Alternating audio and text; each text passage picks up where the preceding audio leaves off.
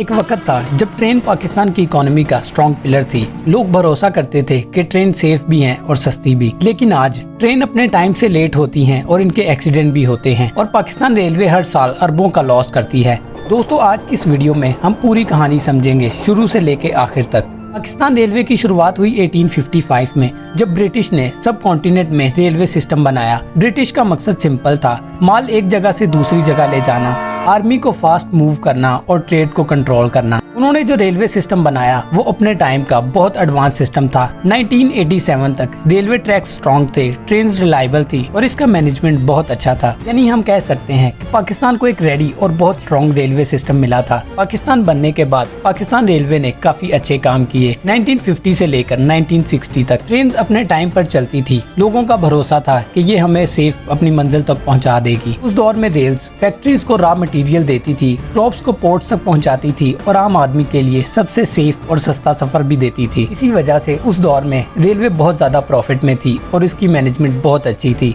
लेकिन फिर आहिस्ता आहिस्ता सब कुछ बदल गया। 1970 के बाद प्रॉब्लम्स शुरू हुई। सबसे पहला और बड़ा रीजन है गलत फैसले। गवर्नमेंट ने रोड और हाईवेज पर ज्यादा फोकस किया और रेलवेज को इग्नोर करते गए। इसका दूसरा रीजन है पॉलिटिक्स। मेरिट खत्म हो गया और प्रोफेशनल्स की जगह लोग सिफारिश पर भर्ती होने लगे। इसका तीसरा बड़ा रीजन है मेंटेनेंस का खत्म होना। ट्रैक पुराने होते गए, इंजन रिपेयर नहीं हुए और सिग्नल आउटडेटेड होने लगे। और ये बात तो हम सब जानते हैं कि जब मेंटेनेंस नहीं होती तो सिस्टम धीरे धीरे मर जाता है। इसके अलावा दोस्तों, चौथा मसला है करप्शन। ज्यादा स्टाफ लेकिन काम उसके मुकाबले में बहुत कम।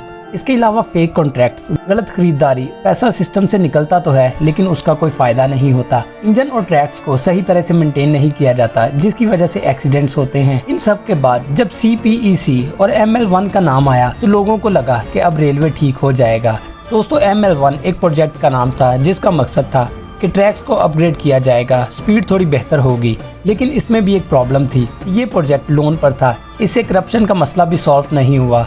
सिर्फ ट्रैक ठीक करने से सब कुछ ठीक नहीं होता। आज पाकिस्तान रेलवे काफी लॉस में है, लेकिन इसके बावजूद भी कुछ इम्प्रूवमेंट्स हुई हैं। जैसे कि कुछ नई ट्रेन्स लाई गई, टिकट सिस्टम थोड़ा बेहतर हुआ और कुछ रूट पर इम्प्रूवमेंट भी की गई। लेकिन जब तक पॉलिटिक्स बंद नहीं होती, मैनेजमेंट प्रोफेशनल नहीं होती, तब तक सिस्टम पूरी तरह ठीक नहीं हो सकता। दोस्तों, अगर हम कहें कि पाकिस्तान रेलवे अभी भी बच सकती है तो इसका जवाब सिंपल है, हाँ, लेकिन थोड़ा मुश्किल होगा। इसके लिए हमें क्या करना होगा? पहले नंबर पर पॉलिटिक्स से रेलवे को अलग करना होगा, दूसरे नंबर पर करप्शन को खत्म करना होगा और तीसरे नंबर पर प्रोफेशनल लोगों को लाना होगा जो सही से काम करना जानते हों और चौथे नंबर पर ML1 के साथ रिफॉर्म्स भी लानी होगी। अगर ये सब कुछ बिल्कुल सही तरीके से हो जाए तो रेलवे फिर से स्ट्रॉन्ग बन सकती है। पाकिस्तान रेलवे कोई बेकार सिस्टम नहीं है, बल्कि ये हमारे ही हाथों बर्बाद किया गया सिस्टम है।